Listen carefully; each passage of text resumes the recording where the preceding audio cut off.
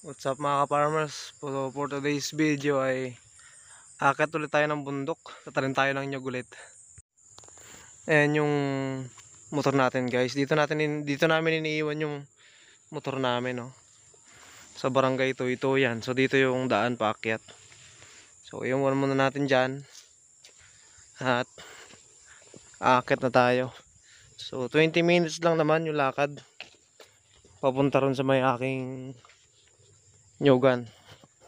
Akala nyo po malapit lang sa kalsada yung aking nyugan. Hindi po, naglalakad pa po kami. Hindi natin afford bumili ng nyugan dito sa may sa Patag. Mahal, milyon ang presyo. Kaya siguro soon kung papala rin tayo, no, makakabili rin. Ayan, so mag-isa ko lang ulit ngayon mga ka-farmers.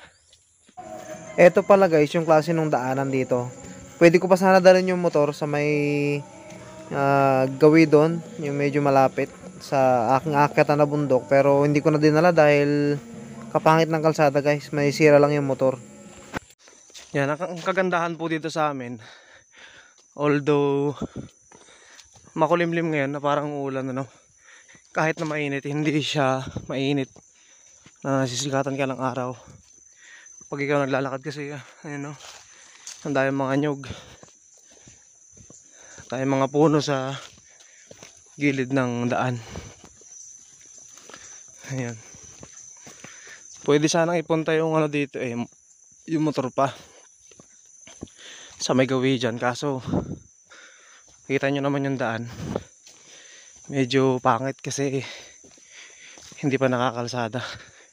Although kalsada naman na siya, pero malalaki yung bato Ayan,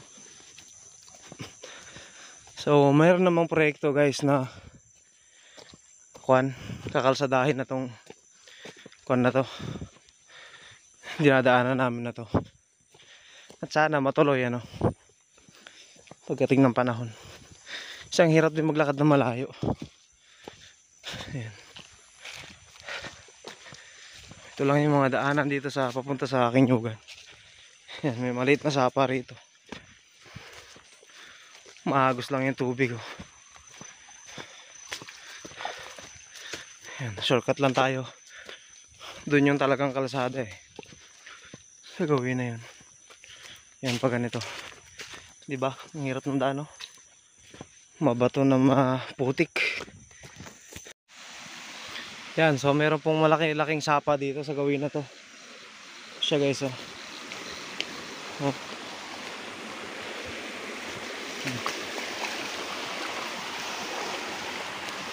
ganda, diba? May mga hipon po dyan sa gawin na yan. Pero bawal mangoryente. Ito po yung daan na to. Pwede naman pong dumaan yung kalabaw. Balak ko nga po dito parang yung motor na enduro. Parang gusto kong bumili o maglabas ng ganon para pwede nating sakyan dito. Magti-trail tayo rito sa bundok. Diba? Exciting, pero wala tayong motor hindi natin kaya bumili. Siguro soon. Not now but soon, mabasa-basa. Yan, ang hirap nga lang po dun sa may aking bundok ay wala po talagang ron, tubig. Kaya medyo hirap pag ahon. Kailangan mo talaga ng inumin. Ayan. Nagsisimula na po yung mga ahon dito sa aking daan. Medyo inihingal na. So mild pa lang to. Hindi pa ito yung talagang ahon. This is the beginning. So may tatanong nyo, naisip ng iba, bakit ko nga ba ginagawa to? Syempre, habang bata pa po tayo, kailangan mag-invest na po tayo ng ating mga kakailanganin para sa ating pagtanda. Kasi kung matanda ka na saka mo palang gagawin to, mahirap na. Marami akong mga kilalang tao na dito sa amin saka lang na sila gumagawa pag nung matanda na sila. Wala na, huli na, nahirapan sila. Kaya ako habang bata pa, sa mga katulad ko na walang tinapos, hindi kasi ako nakapagtapos ng pag-aaral guys eh. Kaya yun. Kaya ito yung ginagawa ko, nag-i-invest ako para sa sarili. Ayan.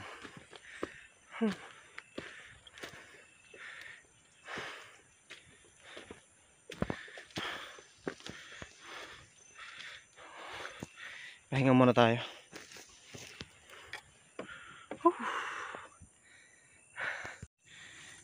Yan. Kaya ang payo ko sa inyo, sa mga kabataan na makakapanood nito, Against the Light, mag-aaral po tayo na mabuti para hindi tayo humantong sa ganitong sitwasyon. Although okay naman, kikita rin, pero mas maganda pa rin talaga yung nakapag-aaral, makaharap ng magandang trabaho, no? Para hindi tayo nasa bundok. Ayan. Nasa Manila kasi ako dati guys eh. Nagkasakit ako. Kaya umuwi muna ako dito. Tapos asikasuhin ko yung mga naipundar ko dito. Tulad minsan may video ko ng aming baka. So dalawa po kami ron ng aking girlfriend na si Charmaine. Tapos itong lupa dito na inaasikaso ko, yun yung nabili ko nung nasa Manila pa po ako. Ayan. So ayan po. Lakad ulit. Ganito lang po pagpagod, magpahinga, di ba? Oh. Dito ang linis ng nyugan nila, oh. Bagong spray. Ayan. So dito na magsisimula yung mga matatarik na akyatin.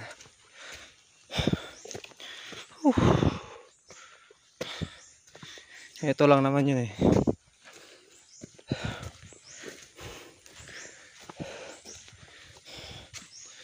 Siya guys, oh.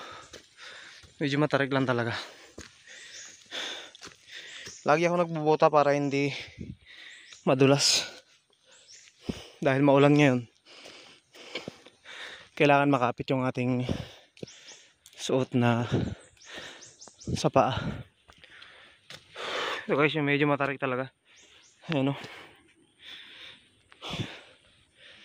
Sana makalsada to, ano, para hindi na kami naglalakad.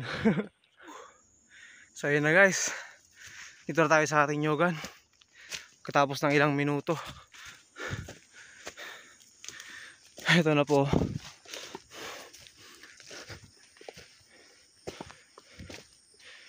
Yun, dito na rin tayo.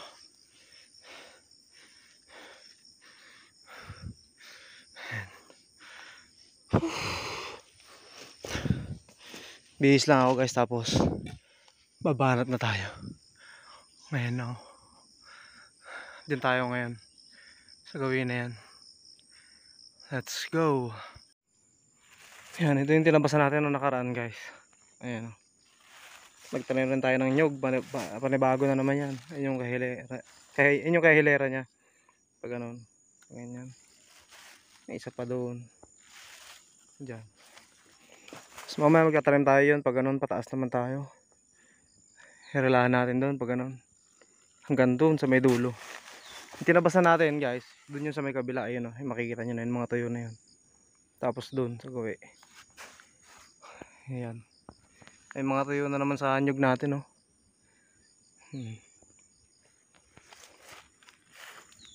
Yan. Kaya pala may mga tira-tirang ganyan guys na hindi ko pinutol. Pag naggawa tayo ng kubo susunod, yan yung gagawin namin kubo guys. Ayan. Kaya abangan nyo rin yan pag gumawa tayo ng kubo dito. Yan yung gagawin nating pinakang ano nya, mga kalap kung tawagin sa amin. Yung tawag doon, yung kabitan ng pako sa taas, nakalimutan ko na anong tawag doon. Yan yung mga ano na yan, puno na yan. Yan. So yun, simula ulit ako guys. Yun yung bibirahin ko ngayon pataas. Ang dami pa no. Alright guys, tapos na tayo magtabas. Yan o, naiabot na natin dyan. Ayun yung ating nyog. Pag ganun. Tapos may naharap pa pala tayong isa ron no, na medyo malaki-laki na. So nilinisan na natin para lumaki. Yan, meron lang mga konting kahoy na natira dahil hindi kayang pulakin ng aking panabas. Ayan, may nakahigang ano doon. Tatanggalin ko na lang yung mga sanga niya para maliwalas tignan. Guys, so 11:48 na, kakain muna tayo bago tayo magtanim ng nyug. Tataniman ko na to kasi kung hihintayin ko matuyo guys, matagal dahil ulan ng ulan dito sa amin. Ayan na po, kain po tayo. Ang ulam po natin ay yung Youngstown na puti. Ayan o, sardinas. Tsaka nagbawang po ko ng saging para maganda, masustansya. Kain po tayo.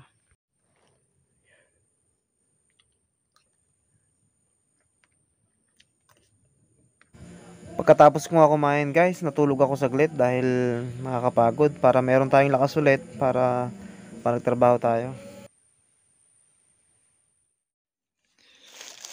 Nagigising ko lang guys. Bisitahin ko nga yung mga tinanim ko dito. Ito na yung isa oh. Yung isa. Ayun. Ayan yan.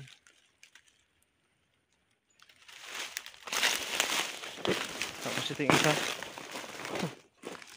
Liit pa lang ano, pero bagyan nakalaki-laki ng konti. Ang bilis niya. Tumba yung saging natin eh.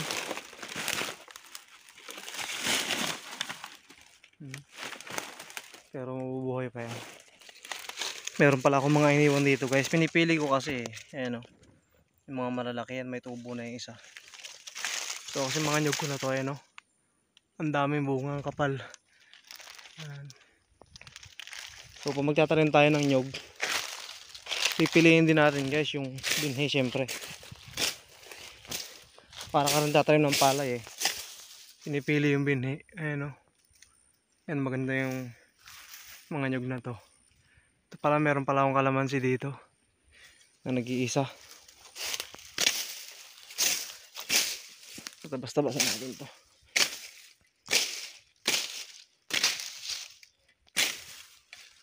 Ayan.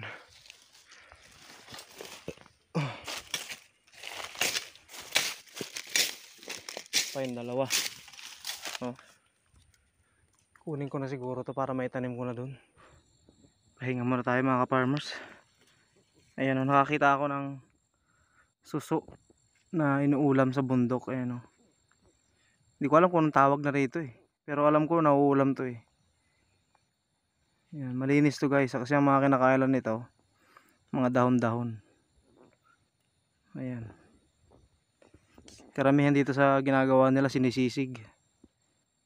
Nilalaga siya tapos kinukuha yung laman na yan oh. Yan. Ayan yung kanyang parang ano. Oh, di ba? Yan yata yung mata tsaka yung ano niya. Pinakang yun oh, gumagalaw oh, di ba? Ito niyo ba?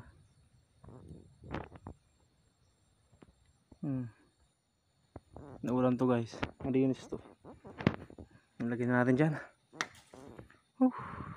Ayan guys, so merong lawin oh.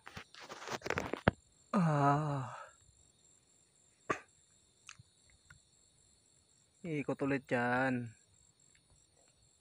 Yun siya.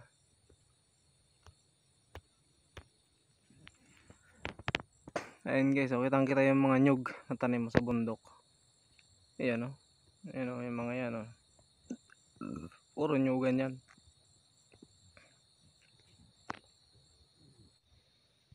Alas 3 na naman, malapit na naman tayong umuwi. Hindi natin kayang tapusin, may matitira pa sa susunod. Ganun talaga. Konti-konti lang para hindi tayo mapuwersa. Ayan guys, pababa na ako ngayon. Tapos na isang araw pero hindi natapos yung trabaho natin. Talagang hindi kinaya. Lawak eh. Yan, so yung muna natin to. Next time ulit guys. Ayan o. Malinis yung ating nyugan. Hindi ko natapos taniman ng nyug. Yung iba. Ayan, tara, baba tayo.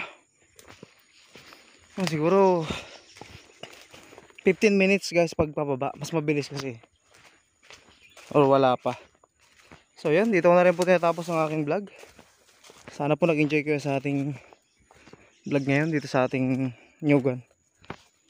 And so like, share, and subscribe na lang po. Ingat po sa ating lahat. Bye bye.